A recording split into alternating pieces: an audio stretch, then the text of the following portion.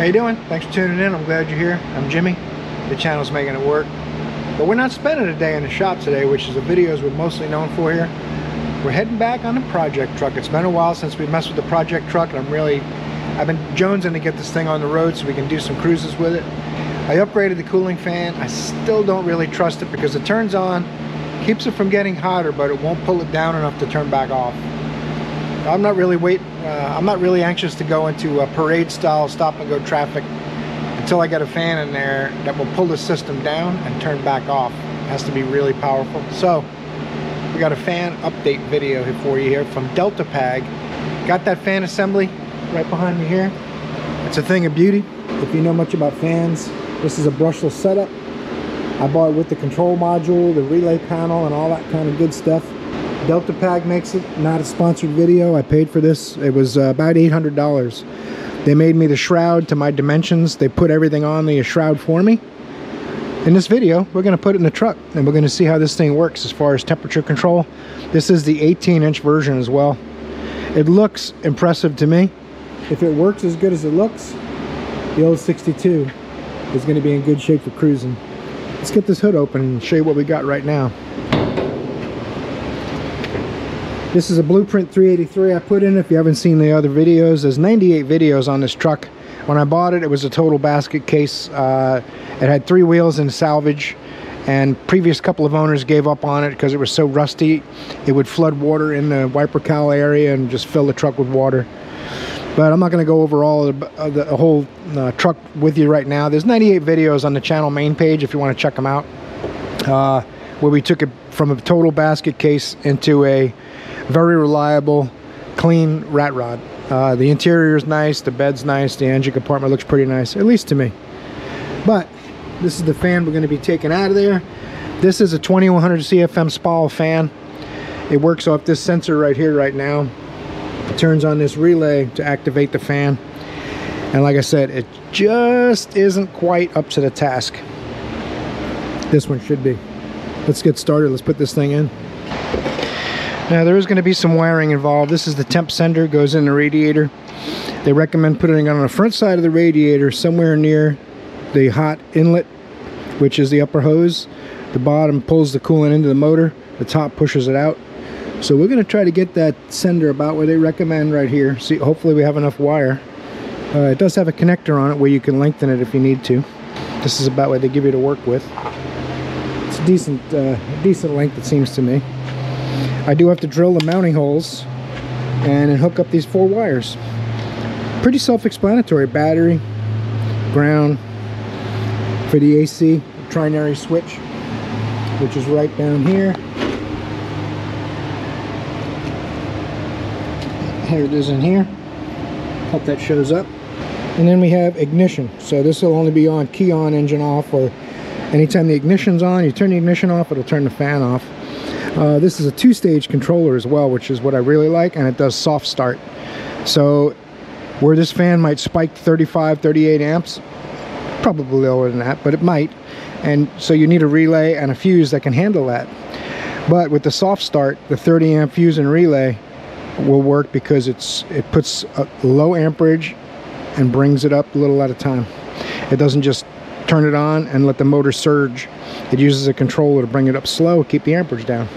It's actually a very good system, plus it's 2 stages, so you can adjust the first stage to come on at 190 and turn off at 180, and the second stage to come on at 205 and turn off at 180, that kind of thing.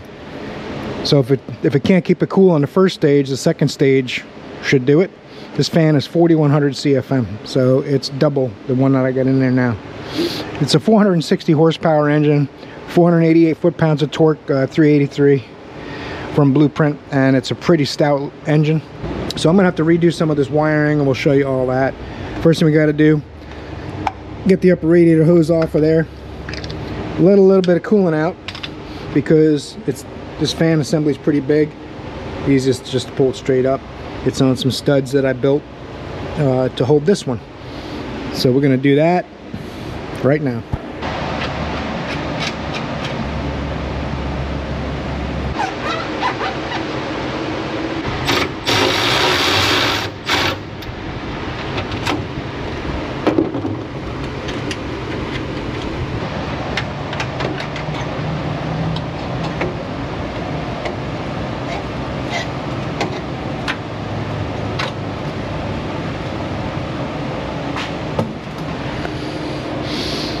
Alright, you see I put a stud in the 4 locations on the mounts with a nut that jams it in place, and then I can install the fan over it without having to disturb the radiator mounts. So now I got to take this fan shroud to this fan shroud, mark my holes. We'll be able to install this and worry about the wiring after it's all in place. You can see quite a substantial difference. This is a great fan, don't get me wrong. Spall makes a fantastic fan, but this is like a whole nother level, these Delta PAG fans. Alright, I stood both fan assemblies up on this table next to each other with the bottom on the bottom of both fans facing each other, which they're symmetrical left to right. So as long as the top and the top line up, we'll have it the right height. And I used a Sharpie to mark where my holes were on the other fan assembly. So all I got to do now is drill them out. We should be in great shape. I got them even left to right, so everything should be centered and squared up. They put a little foam on there to touch up against the radiator. Everything looks right as far as the measurements go, so we should be in good shape once I drill these out.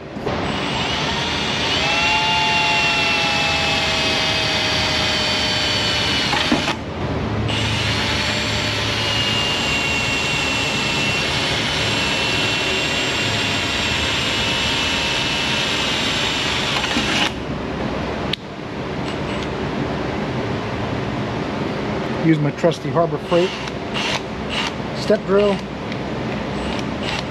I'm going to drill 2 holes here, and then I'm going to use my little die grinder to grind it out so it's a slot. They make tools that you could punch slots in them, but I don't have the one that's the right size. Not quite as perfect as I'd like, but they're pretty good. It's going to look like this when we're done. We'll be good to go. I'm going to put a washer on there too, I believe. What I did is I just drilled the 2 holes. I used a step drill to get close, and then I used this to clean up the hole, kind of oval it a little bit, just so I have a little bit of adjustment. It's not a exact science here. We're not doing spacecraft stuff, but we just want to get it close and get it looking decent when it's all installed. The best thing is if you have a drill press. I don't have one, so you got to do it by hand. There's wiring in the way for other things, but that's all right. Keep in mind too, if you're going to be drilling those holes for yours, I used an aluminum burr. There's a steel burrs and aluminum burrs. The aluminum burrs have larger teeth so they don't clog up like the steel ones do. Just keep that in mind if you're going to be doing this for your project.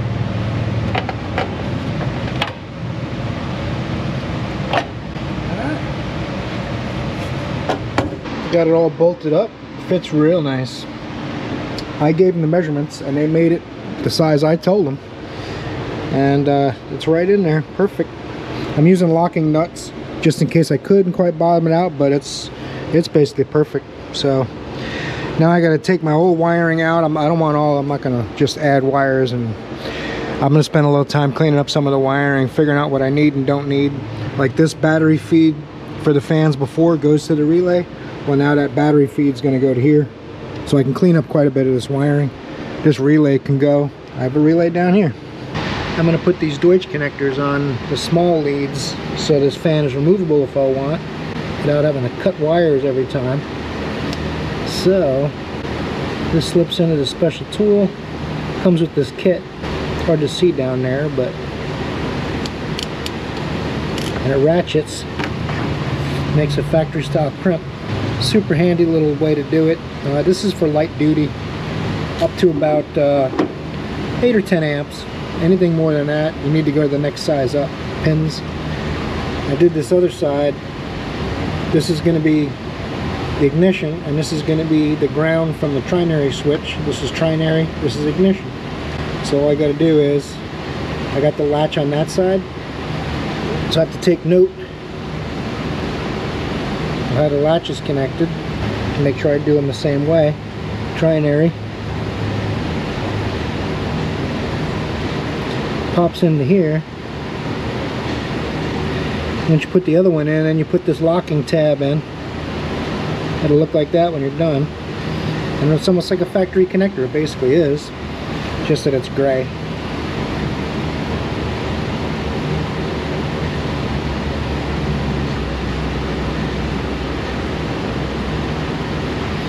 That's it. See, there's silver tips, so the connectors are right inside those holes. The GoPro's not really good up close, but now they should plug in and work. I didn't have the correct connectors for this, so I used 2 blower motor connectors that come with universal deals, and I ran a pair of them because each one's rated for about 15 amps. They can probably do 20 in surges, 15 constant, so I just used 2 of them, spliced them together. Not exactly ideal, but it's gonna work.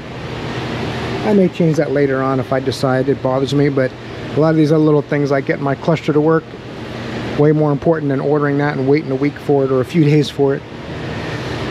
So let's finish buttoning these connectors up, topping off my coolant, radiator hose. We'll see how this fan works.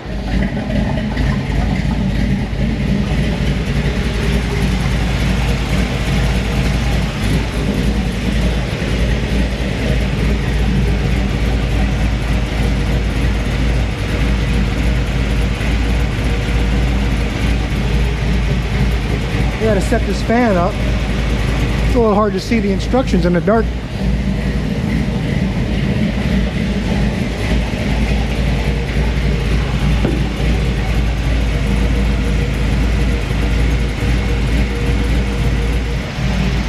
Alright, gonna let this warm up, see how this fan's working. I believe I got it all set up. You pick which fan you want to adjust.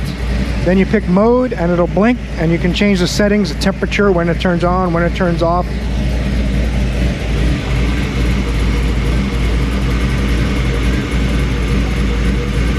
Fan 2, fan 1, the mode, what temperature it turns on, the temperature it turns off, high speed, low speed.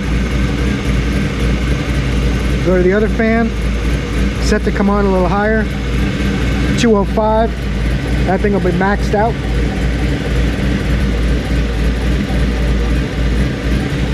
$152 right now and climbing. We'll just give it a few minutes.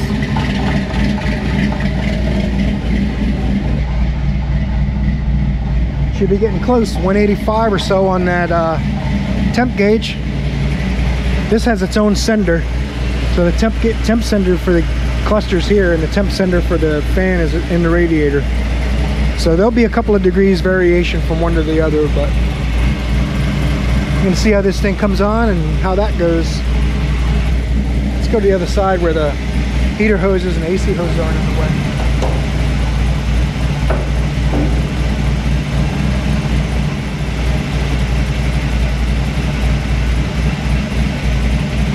There it is, low speed. I'm gonna watch my dash temperature and see what happens with that.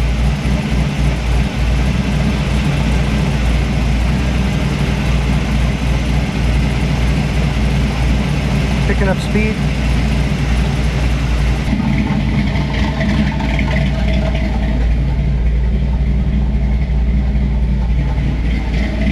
About 185, 188 on the dash.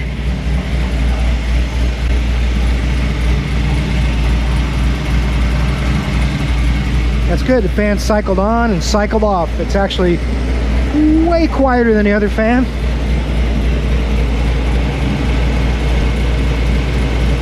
That thing is pulling some air. That's on low. That's what those L's mean. Nothing to worry about. I can feel air being pulled from about 6 inches in front of my condenser. If it shows H's, it's on high speed. L's, it's on low speed, I believe.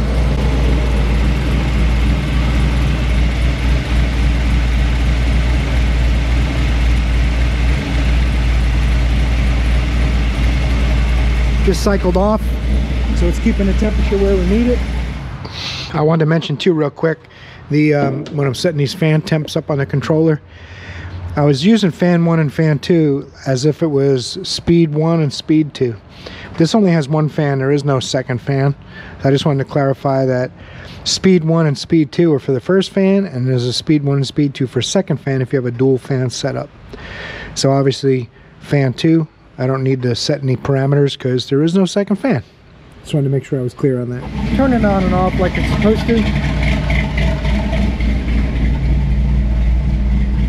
No temperature crazy high stuff. All right, pretty happy with that. That Delta PAG fan, I'll tell you what, it took a while to get. Partially my own fault because I had thought I paid when I added the custom shroud. It was $290 or $299 more. They custom make it to your measurements, and I thought I had paid him, but apparently I had. And after a couple of weeks I said, what's going on? He goes, I'm waiting to know if you want to do the fan shroud. So that was kind of my fault. I thought I had paid him. I guess I didn't complete the process.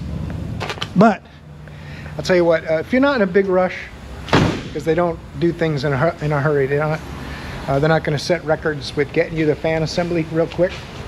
But that's the only thing I can fault with this setup. This thing, it looks beautiful, it performs awesome.